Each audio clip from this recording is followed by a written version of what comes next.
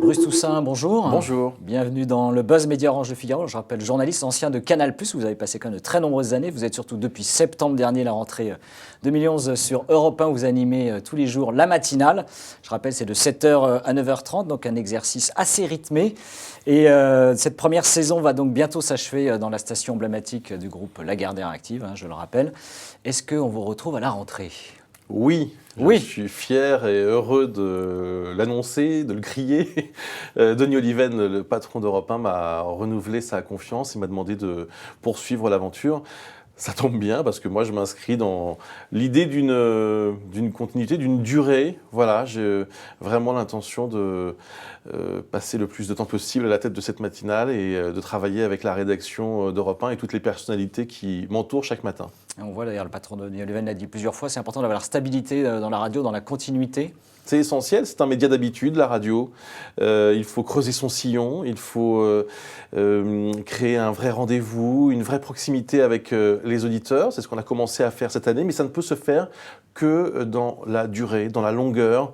Donc c'est une course de fond, une matinale d'info. Même si elle se fait parfois au rythme du sprint le matin, il faut garder en l'idée que c'est une course d'endurance. Donc voilà, on va franchir de nouvelles étapes et préparer la rentrée pour cette saison 2012-2013. Alors la matinale, je rappelle, c'est plus de 3 millions d'auditeurs quotidiens donc, sur Europe 1. Il y a eu des vagues décevantes avant votre arrivée. Aujourd'hui, elle s'est stabilisée, l'audience. La prochaine vague sera connue par médiamétrie en juillet. Vous êtes confiant ? Raisonnablement confiant. À la rigueur, c'est presque plus la vague de la rentrée qui m'intéressera. Parce que, encore une fois, comme on est dans un processus assez long, j'essaie d'imaginer en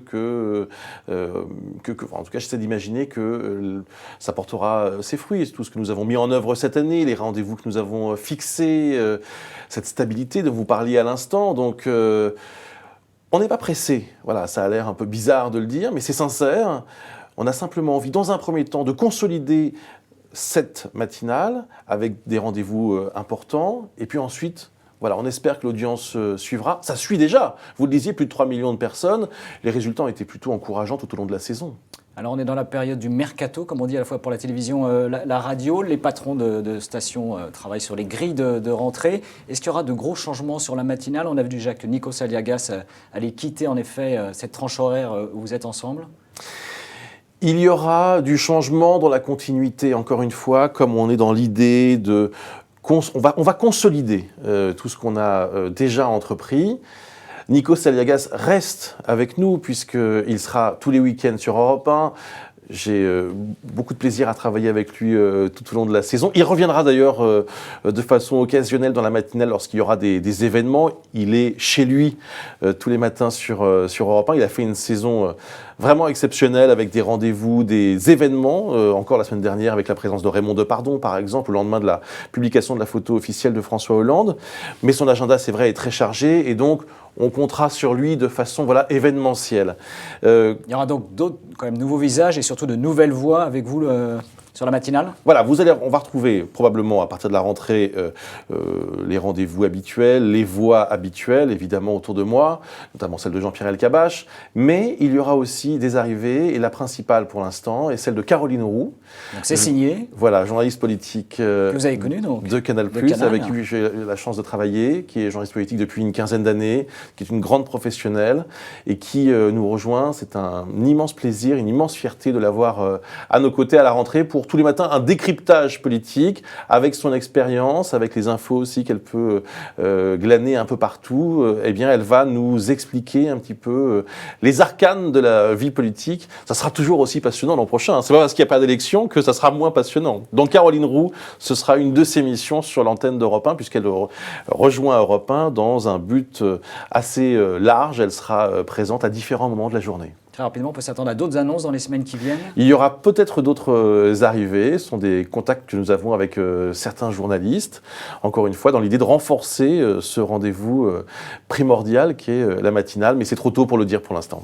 Alors, votre nom est aussi avancé à la télévision. On parle de vous avec un projet de magazine, de talk-show, je crois, hebdomadaire en deuxième partie de soirée sur France 2. Info ou Intox ?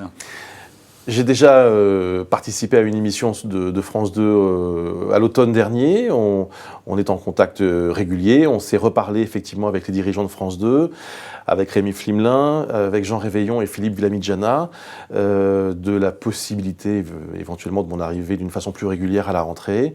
Des discussions sont en cours. C'est pas de la langue de bois, c'est vrai que ce sont simplement des contacts pour l'instant. On discute, on verra.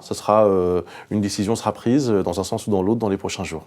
Et TF1 qui cherche son nouveau visage pour le JT de 20h, est-ce qu'un jour ça pourrait vous intéresser? Bon, pour le coup, ils ne m'ont pas appelé. Ils ne vous ont pas appelé. Ça, je peux vous le confirmer.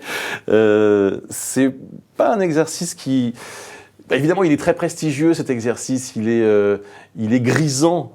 Il doit même être vertigineux. Le 20h de TF1, c'est la grand-messe, comme on dit. Bizarrement, je ne dois pas être tout à fait normal d'ailleurs, ça n'a jamais été C'est pas votre ni un objectif ni un rêve. On verra. Peut-être un jour ça le sera, mais pour l'instant c'est vraiment pas le cas. Et je peux vous dire que tous mes efforts et toute mon énergie sont concentrés sur la rentrée d'Europe 1. Eh bien, Bruce Toussaint, merci Merci d'être beaucoup. venu. Et donc bonnes vacances quand vous quittez un peu l'antenne. Début juillet, Début juillet, on vous retrouve à la fin août. 27 août. Bonnes vacances d'ici là. Merci et beaucoup. nous nous retrouvons demain avec un nouvel invité. Merci et très bonne journée. Thank you.